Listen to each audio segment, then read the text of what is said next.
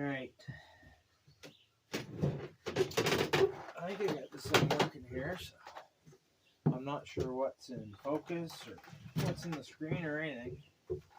But I wanted to show a little bit about starting a fire in this Biolite Campstove 2 Plus. I'm really getting to love this thing, but I want to talk a few things about it because I had another one and I only had it for a few days and the fans started making noise, and fortunately I went through the warranty process, and Biolite was incredible to deal with as far as that goes. Now that everything's all said and done, I'm not really sure if I had a faulty unit or if I just overheated it. But either way, like I said, Biolite is excellent to deal with. So what I got here is a bag of wood pellets.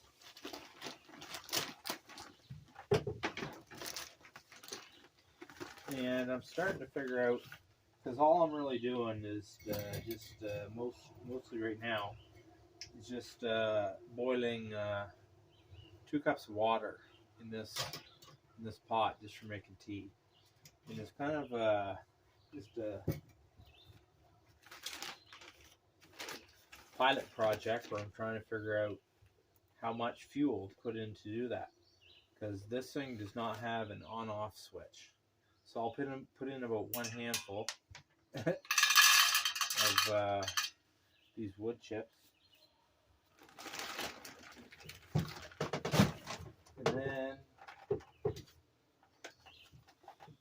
I've got some birch bark and a bunch of cedar kindling. So I might shut this off for that part and just load this thing up. But that's all I'll do is just I'll throw a little bit of birch bark in there, a little bit of cedar kindling, and light her up. And this amount here, the 1 handful of wood pellets and that 1 stick of cedar kindling, that's way more than enough to boil that 2 cups of water.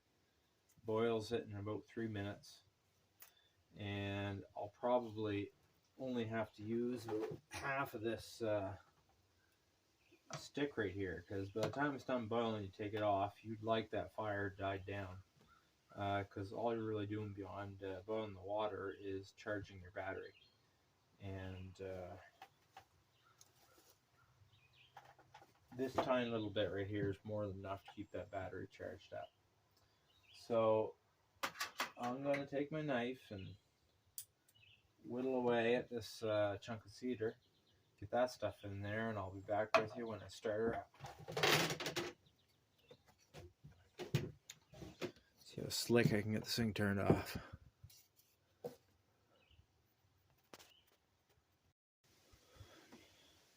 Alright, I'm not really sure what I should have been doing there, but I threw some of the bark and cedar kindling in there, lit it up. Now I'll hit this once, turn the battery on, 1 more time, and set the fan on low. And that should help that fire get going a little bit. So again, this is just that little bit of cedar kindling.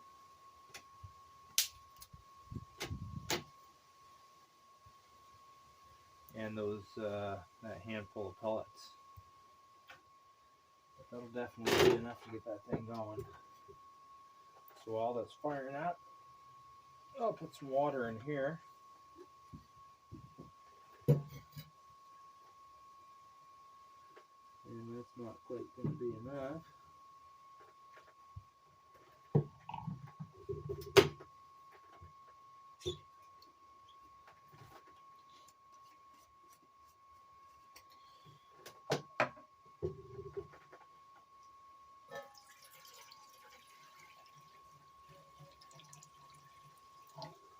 And 2 cups.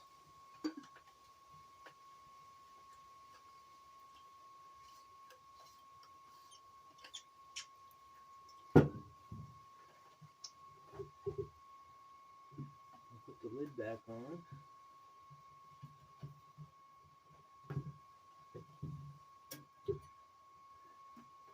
Then as soon as I set this on here, I mean, this teapot, it's got like an outer shell of stainless steel here. And then it's got another layer that holds water inside. So when I set that on there, the fire goes up inside there and heats that up. It works really good. And I want to keep, whatever. Anyway, so I'm just going to check the time on the phone. Oh, I can't. I'll just keep an eye out for once steam starts coming out of this hole. And I can talk a little bit to kill the time there. So once that's burned a little bit, you can kind of see a little bit of the fan is kind of blowing the air around a circle in there. And it's supposed to be like a smokeless fire. So much safer, because the primary market for these things is third world countries where they don't have very safe cooking, where they're cooking over top of an open fire.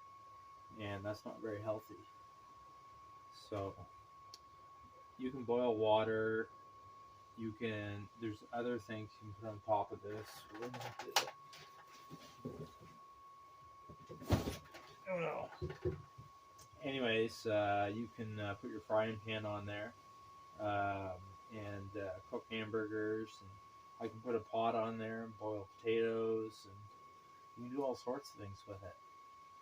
And it charges your battery, which I use to run my lights, or one of my lights, and charge like your cell phone and your speaker. And there's all sorts of little 12-volt appliances here that charge off of micro USB. And there's your plug-in right there. You can plug in either your USB cable and charge your devices, or put this thing here in it. You can't see it, but there's my light at night. So, and I think like $220 or something like that I paid for everything you see here, except for the pot. I think I bought that separate. So again, I'll just pick this up quick just so you can see that fire. It's fairly plentiful and zero smoke. So we'll let that just sit there. So like I said, I had one of these units, and I don't know. I think what I'd really like to see with this type of a unit is some starting instructions. As far as, like I said, just you don't need to fill that thing right up with wood pellets and start it up and let it fire away. Now I try to keep it primarily on low power, and I don't know if you can see that blue light there. That's just the lowest fan speed. It's got 3 or 4 more up above that. And I can also monitor my battery level. And there's another light here just for the intensity of the fire. And it's blinking already on green for my battery. So it's charging that battery already. Somehow just, by that flame going up around that metal rod there. And I'm not sure how it does it, but it charges the battery. And soon enough, I'm kind of really looking at, like where I live here. I mean, there's freaking woods and trees everywhere.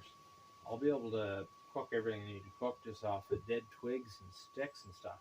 You don't need very many. Like I said, that piece of cedar I took out originally, I cut it in half, and that's all I'll need to boil this water. So you don't need too much. So anyway, I just wanted to make another video and just show a little bit of the startup process, because I'm not using the Biolite fire starters, which would be really handy, but I've already got a lot as far as all my cedar all split up for my winter wood stove cooking and heating, and lots of birch bark, and just use what I've already got to start the darn thing. So yeah, as far as the warranty, then just back to that quick. The first one died. Well, it didn't die. It's just the battery was making ungodly squealing sounds. And so I got hold of Biolite. I really figured like 4 days in, there's no way that thing should have been doing that. As far as I was concerned, I ran it very properly. Um, but I would also say now that in hindsight, there is a possibility that I overheated that unit. And that, kind of led to or promoted that fan failure. But either way, they sent me another one. They were excellent to deal with. I'll make darn sure this one doesn't overheat. So can't say enough about the unit. Look forward to expanding it further beyond boiling water, and it'll be a pretty integral part of my cooking here, where I'm pretty much off grid. Well, not pretty much. I'm 100% off grid, and when we're camping as well, as far as just have a place when there is no power at all around, and you want to charge your lights or your headlamps or your phone or your speaker or whatever. So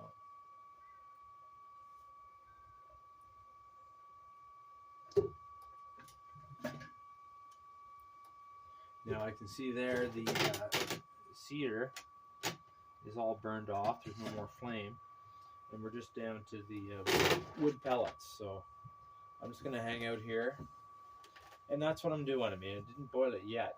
I might see a tiny bit of smoke coming out of there, but I'm just trying to calibrate or figure out how many pellets, how much kindling I need to put in there, so I'm not wasting any, and I've got enough to do what I want to do. But I think that'll be enough for now.